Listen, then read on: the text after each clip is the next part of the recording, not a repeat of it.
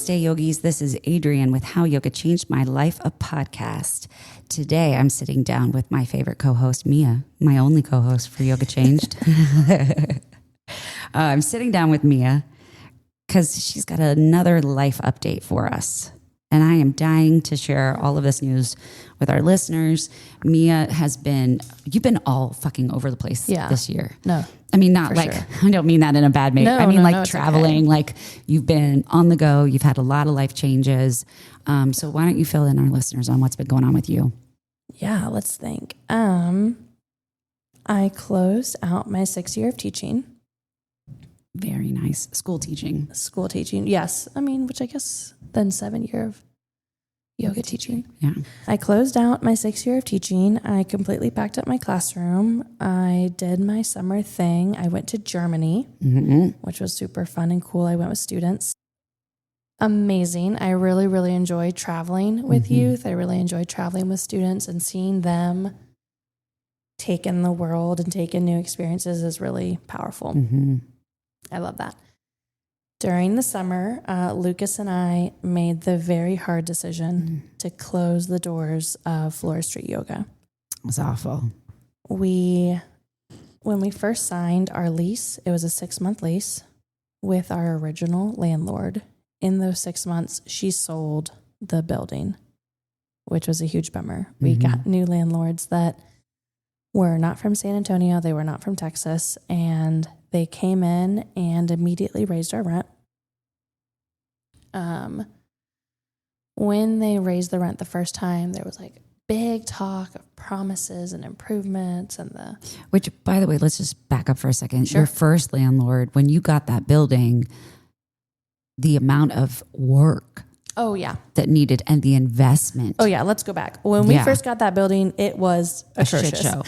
A shit show, a hellhole. It was terrible. It was infested with rats. Oh, yeah. It has no working central AC or heat. It had this terrible carpeting over 3 layers of peel and stick tiles. Yep. It had no windows. It had like false walls over real walls. I don't even know how else to describe it, like paneling. And it smelled. And we spent 3 months renovating, like ourselves. The only thing we did not do ourselves by hand was install the floating flooring. Yeah. We installed the windows ourselves. My dad helped with that. We renovated ourselves. We painted ourselves. We did wallpaper ourselves. Furniture, yeah. We thrifted furniture, everything, right? So we did everything in this space, and we were willing to because we had a very affordable rent under $1,000. Yeah. Right. And that was necessary for the model that we were interested in running, which was an accessible studio. Yep. Specifically financially, right? Yoga can get very expensive for close to no reason. Yeah. I doubt those studios are paying their teachers that well because I've worked there, right? And yeah, we really, really wanted it to be financially accessible. So we were content to do that work ourselves. We did not mind. I think we put around $10,000 in total. Yeah. Which was not easy by any means. Both of us being school teachers, Lucas and I. Well, not only that, but it was also, you were still on the path of Graves' disease too. Oh, yeah. Yeah. Amongst a million other things that you guys have heard, right? Yeah. Getting married, Graves' disease. So 6 months in, the building has been sold. We get a new landlord, and the landlord tries to, I think they wanted to double it at that point. No way in hell. Yeah. Is what I told them. Yeah. Yeah, right? Exactly. It's like, what do you expect? And what was sketchy too is they did it a day that I wasn't there, and only Lucas was there. And I'm really grateful that he didn't sign, because it can be really easy to be pressured and like caved and cave on those moments. But he called me and I was like, let's do a 3-way call. And I told her, no way in hell you're delusional. I didn't say it in such a manner, but I pretty much implied as much. And so we did have an increase in rent, which made things a little bit tougher for us, but it was not a doubling, which I was grateful for. We then went a year later. In that year, they kicked out one of the other tenants because we were in a triplex, essentially. They then used that area as storage for their food truck, which invited a lot of more problems back into the building. They rented out the other space to someone who I'm convinced was raising some sort of animal. Oh, God. I think chickens or guinea pigs, just based on the noises. Oh, my God. Which invited a whole nother host of issues. Oh, my God. And they blocked off parking spots for their food truck and a lot of less than ideal inconveniences. Yes, a lot of inconveniences. Inconveniences without communication and without responsiveness when we had issues. Yeah. Yeah. Right. And so we had to close our doors multiple times just for like a one day, up to like 4 days in a row. We would have to cancel classes because of things that were going on. Wow. Right. I didn't know you had to do that for 4 days in a row. Yeah. I mean, due It's to a huge hit. a number of different issues, right? Mm-hmm. Which are unsavory and I don't even want to like discuss because they still have an operating business that is there. It's there and it's going to be their difficulty to continue running. Not without me having to say anything at all. Right. And so we in June, I think or just prior to June, maybe June, we hit our 1 year following that re-sign of the lease. And this time they wanted $1,500, which is ridiculous. And the first thing that they told us was that it was negotiable and that we could negotiate on that price. And so we came to the table. We said that we'd be willing to pay more than we were currently paying, but we could not do 15. And then on that first phone call, we were told it was no negotiation. Yeah, it was non-negotiable, to which we were like, but you said it was. What can we do? And they pretty much said, no, absolutely not. So we decided not to continue in that space and began looking for other spaces. We found one that was at $1,000, which is what we were willing to pay at our current space, but it was probably half the size, which would be a hit space-wise. Yeah. Not necessarily for the studio, but in terms of having a place to sit, a place to put your shoes. Right, like the actual atmosphere. For teachers, atmosphere, right? It would have been a little bit of a hit, but it was worth it in our minds. In order to make that move, we had to be closed for 2 weeks, just in terms of getting out of one space and getting into the other. I was out of town working camp, and that 2 weeks ended up being just harder financially than originally anticipated. Yeah. Right. Yeah. As a business, 1/3 of our income came from memberships and 2/3 came from drop-ins. Wow. And so when you're closed for 2 weeks, drop-ins, we pretty much lost 1/3 of our income. Yeah. Yeah. 1/3 of anticipated income. And so we had some options. We could have not paid teachers.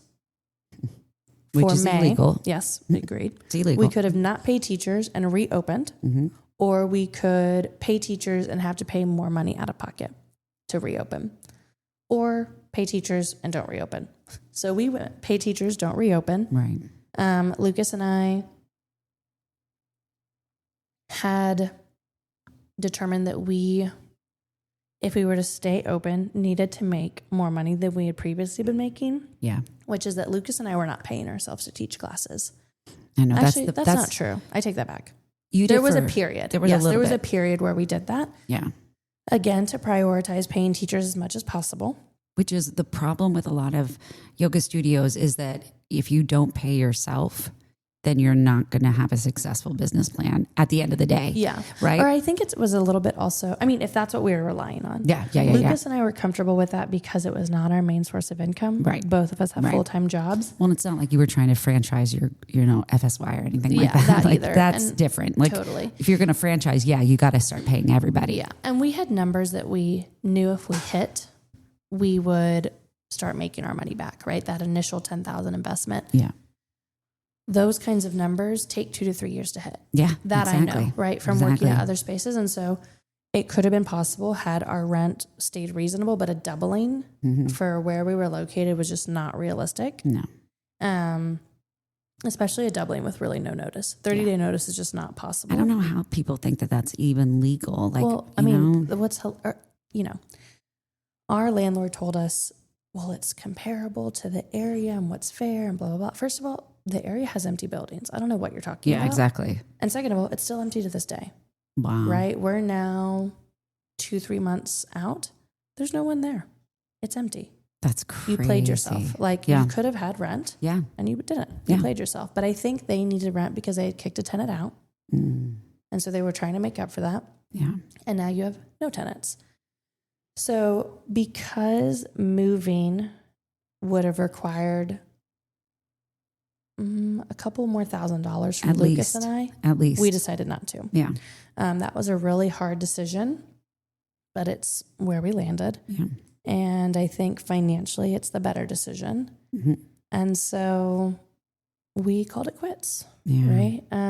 It was, I think, oddly, weirdly, I was okay. Yeah. I had been anticipating it, truthfully. Like from that first re-signing with the new landlords, I had been anticipating. You saw the writing on the wall. Some sort of issues here, right? Yes, I absolutely saw the writing on the wall. I was living with the writing on the wall. Mm-hmm. Not being able to reopen was sad. Yeah. But I mean, I teared up about it at one point. It's sad because of the effort, the energy, the people, the community, what you guys had dreamed and what you guys had created. Yeah. And making that even bigger and better in the future. Well, yeah, that's sad, but that wasn't a failure. No. And I think I am not sad on my behalf on any means. Yeah. Right? Like I have no embarrassment. I have no shame. I have no regrets. Mm-mm. I am very sad for the community. Yeah. Right? I was very proud of what we built. I loved being in community with everyone who walked through those doors, teachers, students, strangers, right? Or even just the small businesses they're tiny little businesses that were around you. Oh my God, yeah. Like I loved that. I'm going to miss you, Rio's Barbacoa. Yeah, exactly. Not that I can't go there anymore, but, Dubai Cafe, shout out, right? Like the other business owners were really great, really supportive. Alley Cat. Hey, I haven't killed those 2 plants yet either. Oh, that's fabulous. Yes, I think it's Texas Green Emporium. Yes. I'm pretty sure. And so I am very sad just for the community, right? And I think we've left a hole. We were providing very affordable yoga. We were providing CEUs. We were providing training to our teachers. We were providing community meetups. Like some of the coolest things that you did too, like you did the yoga swap, clothes swap, you did a lot of, like you had shirts made, you had like, you made something out of nothing. Yeah. And I think it's so, oh man, I mean, it's a relief. Yeah. It was a relief after years of teaching for other people. To be able to do something that 100% aligned with my personal vision and values. Yes. There's nothing like that. Yeah, exactly. Holy shit. Yeah, Do right. it, people. Be an entrepreneur, right? Follow it. And that is so powerful and so exhilarating that it's hard to then be like, now what? Yeah. Right? And I can talk to that a little bit because I have figured out some things, but that's where I think my sadness lies, that community and that space is gone, right? Absolutely. And then that iteration will never exist again. Well, yeah. And even if you think about it, like any of the yoga studios that we've worked at that have closed in San Antonio or that did not survive COVID, all of those places and spaces it leaves a hole in the community and it leaves a space. Even like when our last place that we worked at together closed, people were scattering trying to find yoga, and that's heartbreaking. That's heartbreaking. Yeah.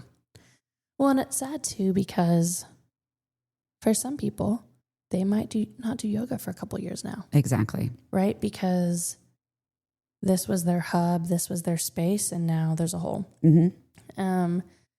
I do think I have learned a few things that, if you're ever thinking about owning a yoga studio or a small business, whatever it may be,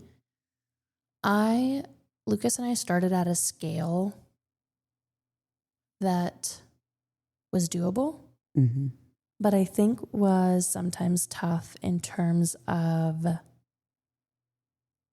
because we were not doing this full time, Yeah. difficult. Yeah. Right. I exactly. think if I were to do this again, one, I would own the building. Fuck landlords. Yeah, exactly. Sorry, landlords, but you're out. Yeah. Sorry, not sorry. Yeah. One, if I were to do this again, I would have to own the building. Yeah. That's like a non-negotiable for me. Mm-hmm. I could see that in the next 10 years. That's very possible. And 10 years is nothing in the grand scheme of things. Mm-hmm. And then two, I would probably start at a smaller scale for a small yoga studio, for a small business. I really need teachers that are going to give it their all. Yeah. Right. And I know that's a big ask. I know that's not for everyone. And I think I would have really transparent conversations of like, what are you going to do to build community? What are you going to do to fill classes? Because that is so different than turnkey, show up, teach, and leave. Yeah. Right. Absolutely. And I think that is one of the things that continuing education of teachers is super important because like we talked about before, 200-hour yoga certifications have a small amount of business of yoga. That's it, a tiny little bit. And so until you go out and experience it and see that like, oh, wow, I can't just unlock the door, walk in, teach a class and leave.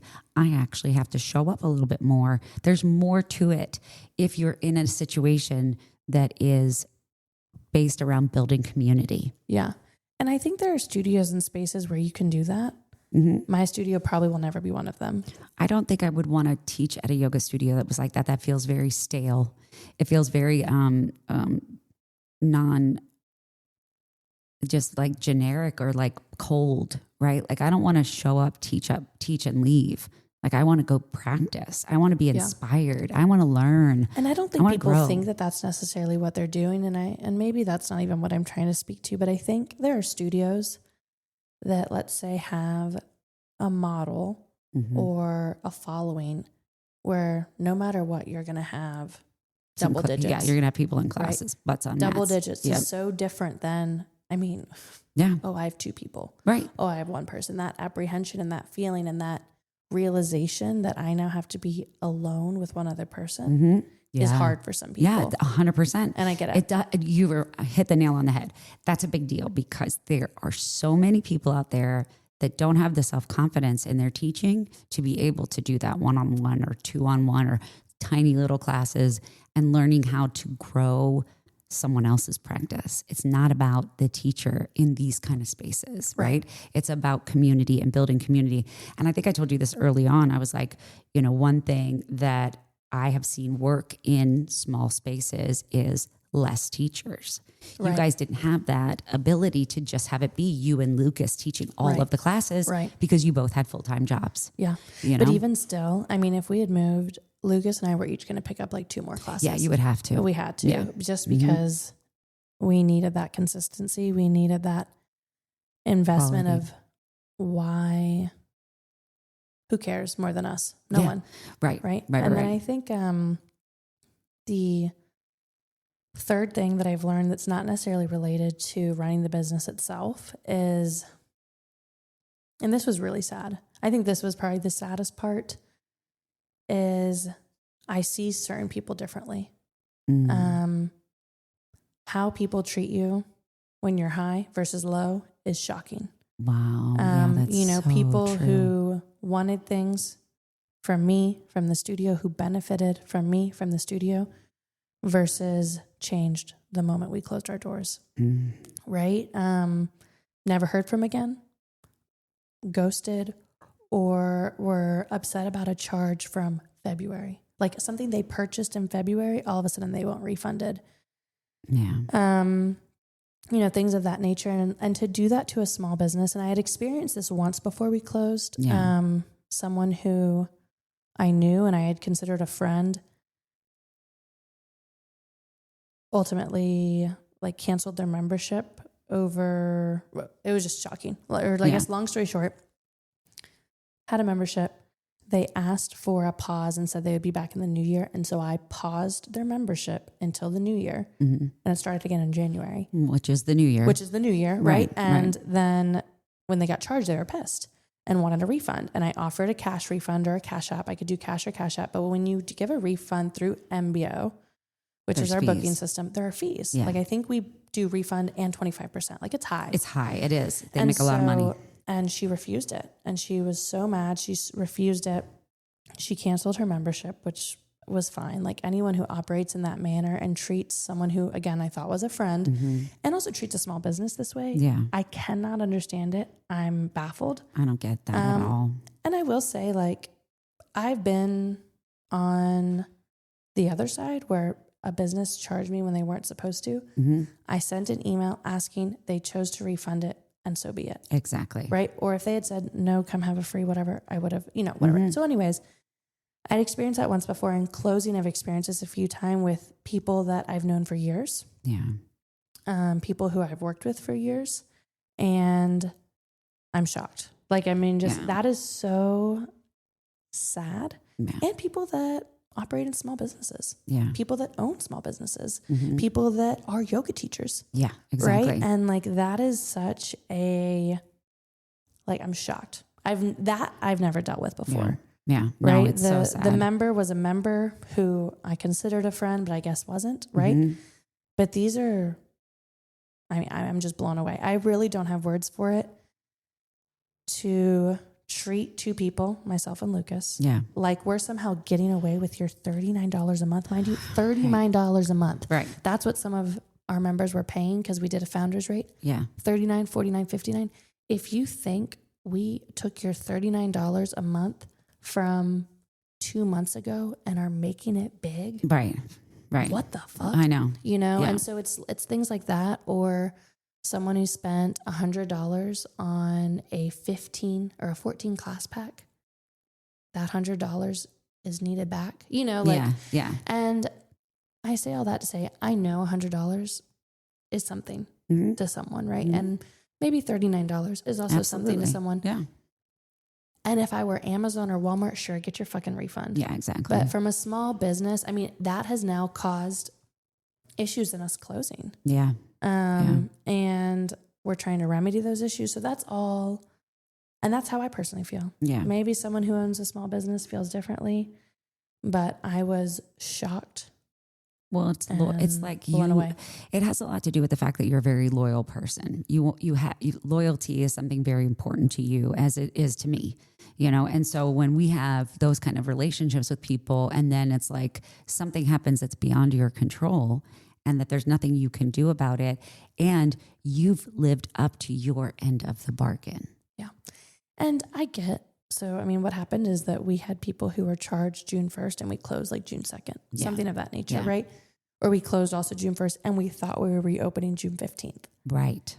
And we didn't. Right. But on June 1st, I thought we were reopening on June 15th. Exactly. And, I feel bad in that regard. It was not intentional. It was not purposeful. No. But you're not talking about a mass quantity of people either. No. You're talking about a handful. And especially, I've had some people, on the flip, be so kind, so generous, and extend so much grace. That has been extremely heartwarming, and I'm extremely grateful for all those people. Yeah.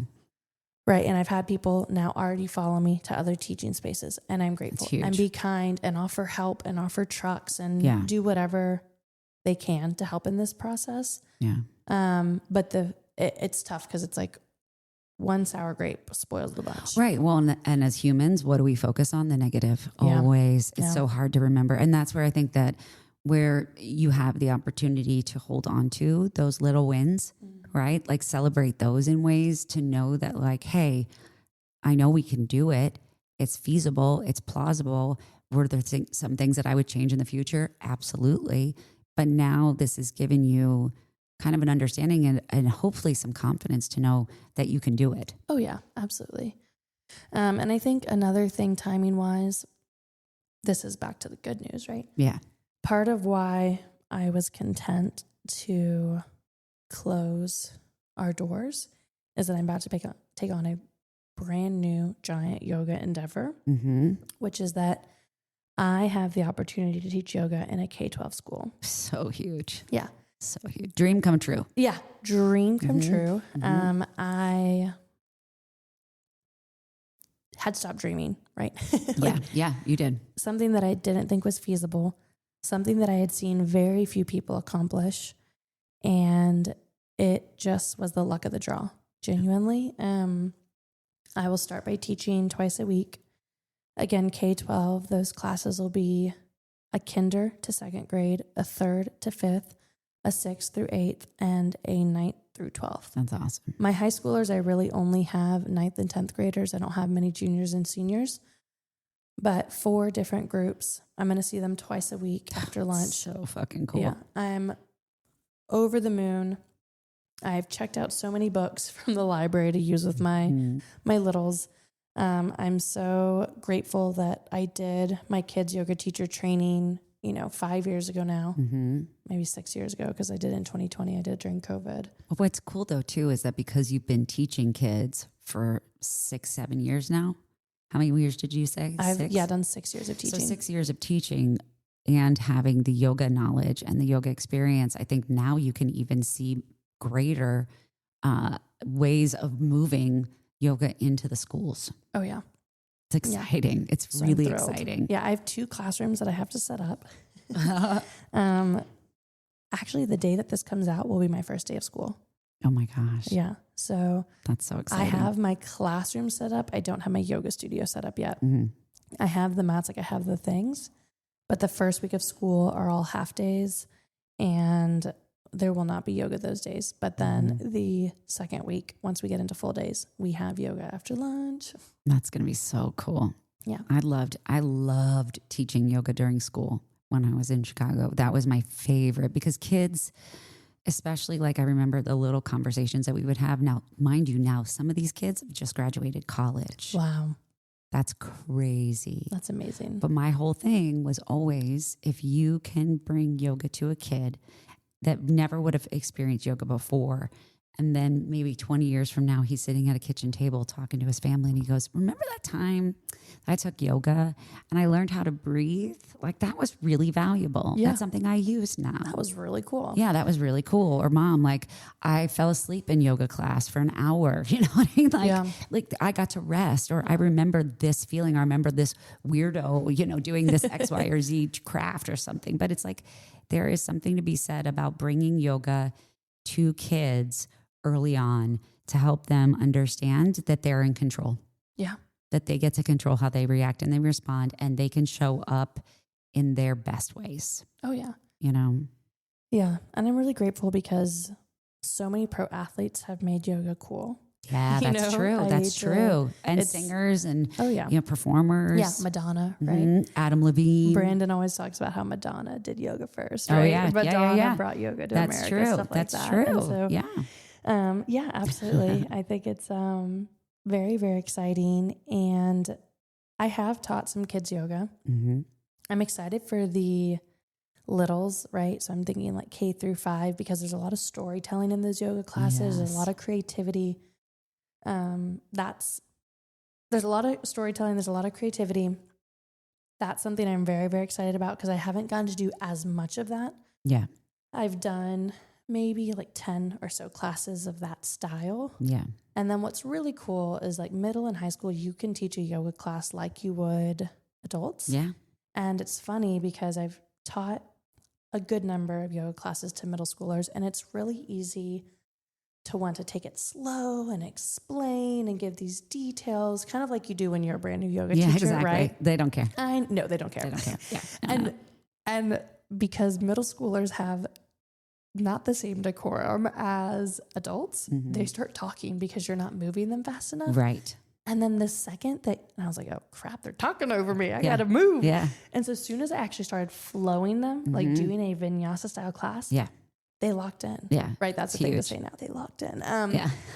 They're flowing, they're moving, they're doing everything. It's I didn't have to break it down for them. No, you don't. I'm talking to little adults now. Yeah, exactly. Exactly. Not to give them so much credit, but they are so capable. And I think we think because they're children that they're not capable. Oh my God. I had this one boy, Miss, watch this. Miss, watch this. Yeah. Miss. And it was funny because, his football coach had left the gym while we were doing this. He's like, well, the football, the track, he's the everything coach. Right. The coach had left and I'm doing yoga with it was all boys. And then when he came back, he was like, sir, watch this, coach, watch this, watch this. And he was showing him everything we had done in class and then was like, what else can I do? And so he had done crow. Yeah. He had done splits. He had done Probably wheel. Yeah. Wheel. Yes. All of these things that are, relatively tough poses. Advanced poses. And kids are kind of one of two ways. They either have so much mobility in their body still. Yeah. Or they're like just as stiff as an old person. Yeah. It's so funny. But they're more open. Oh my God. Like and they have physically. No fear. Right. No fear. None. And so it just, it's really easy to want to like go slow with kids. But honestly, once you are more afraid than they are. Exactly. And the coolest thing too about teaching kids yoga is that you will see change so much faster. Oh yeah. So much faster, not only in their body, but in the way that they carry themselves, the way that they speak about themselves, the way that they interact with others. It's like, it really does bleed into their life in such a beautiful way. Yeah. So I'm thrilled. Oh my God, I'm so excited for you. And I remember just the little things, like we would do little creative expressions at the end of a meditation and like watching their little drawings. And like I have one drawing of a kid that we were doing like food, like a pyramid, or not a pyramid, it was like a peace sign. And it was like different types of things. And they drew something that looked like a penis. Oh my God. And I was like, what is that? And they're like, that's a turkey leg. And I was like, oh, okay. But like some of the little things that they would say and they would do, and they're just so open. And you have the opportunity to give them the gift of self-regulation and connection. How cool is that? Yeah, it's major. That's a teacher. Yeah. That's a school teacher. So that's new. My husband and I just bought a new house. That's new. Which is amazing. We're in the process of getting certified to be foster parents. That's new. That is so cool. There's so many kids out there that need it. We lost my cat. That's new. Oh, I know. Sorry. No, I know. Sorry, Dash. No.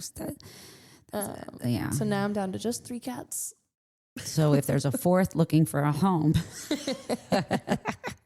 No, I had a dream that we got a dog. I was like, what the? We got a good fenced in backyard for it. Oh, yeah. I think that's everything that's new. Am I forgetting anything? I'm trying to think. No, I think that's it. Those are all the things. Usually when I tell people about being a teacher and especially moving campuses and big changes of this nature, they usually ask a way that they can help. If you're interested in helping, I will link my Amazon wish list in the show notes. That would be greatly appreciated. I have a lot of stuff. I'm really, really grateful, but this new campus, it's just like different things. Like I don't have air purifiers and my schools for the last 6 years have had them since COVID. Oh, and now I don't have one. I'm like, where the hell's my air purifier? Yeah, and like, I know that, I don't know if that's like bougie but I'm like, I feel like we need to clean air. Come on. # white people problems. Yeah. But I'm like, purify the air. And then, so it's kind of, things that I think are necessities. And I was told we're kind of in this funky shared campus situation where we only have janitors for like 4 hours a day or something like that, which is not enough PS. And so like I had to buy my own broom so that my kids can sweep the room. Yeah. And so there's some like cleaning products on there that would be helpful. I've done a lot of grants. So I have my yoga mats. Adrian has a lot of supplies for me, which is super helpful. I'm so excited. And they did give me a little budget. Turns out I ordered an anatomy skeleton. I got 2. Oh, no way. Yes. I've been wanting one for so long. What does it look like? Is it a I big haven't one? set it up. Yeah, it's like one that hangs and like moves. moves. Oh my God. But somehow I got 2 by accident. Oh my God. That's awesome. So funny. That's awesome. So my campus did give me some money, which is really nice. So the things that are on my wish list, I would find very helpful. I just don't have the money to invest in, Right. First thing from the jump. And because I'm switching districts, I'm going to go essentially, I need to make 1 paycheck work for 45 days versus 30, which sucks. I hate that. Yeah. I hate that. It's just one of those like changes. gaps. So whatever, say Livy. But that's it. That's what's new with me. Help is always appreciated and wanted and loved. I will definitely be posting about this. Yeah. I'm so excited. I have a teacher Instagram called Made for the Middle Years and a teacher TikTok called Made for the Middle Years. I will definitely be posting if you care about teacher content or want to see what I'm doing in my new yoga classroom. I'm so excited. I'm excited for you. And I can't wait to see kind of what you're going to bring to the table, what these kids, the interactions that you're going to have are going to be so profound for them and for you that it's just exciting to see that this is finally coming into your wheelhouse. You know? Absolutely. Cool. Well, thank you for giving us your update. And I'm glad that, we're still here. We're still podcasting 4 years later. Yes. Thank you so much to our listeners for supporting us, rate, review, subscribe, all of those fun things. Yeah. And I know I've been gone, but you are going to hear from me and from Adrian for at least the next 6 weeks. Absolutely. And we're going to get on a nice, good schedule. And Yoga Changed. You'll hear from us. I don't know. I don't know where I was going with that. No, but and the listeners know, there's been a lot of change, and, this past year of your changes in your life and the changes that I've had in my life, and then kind of using this podcast as a way to evolve content and situations. We didn't plan for this, and in case of emergency, press play. Those have been, really well received, and we'll continue to do those through the year and see how it goes. And we're going to, kind of regroup and find ways to keep the content going in whatever way that looks like. But Yoga Changed is here to stay. Bye, Yogis. Bye.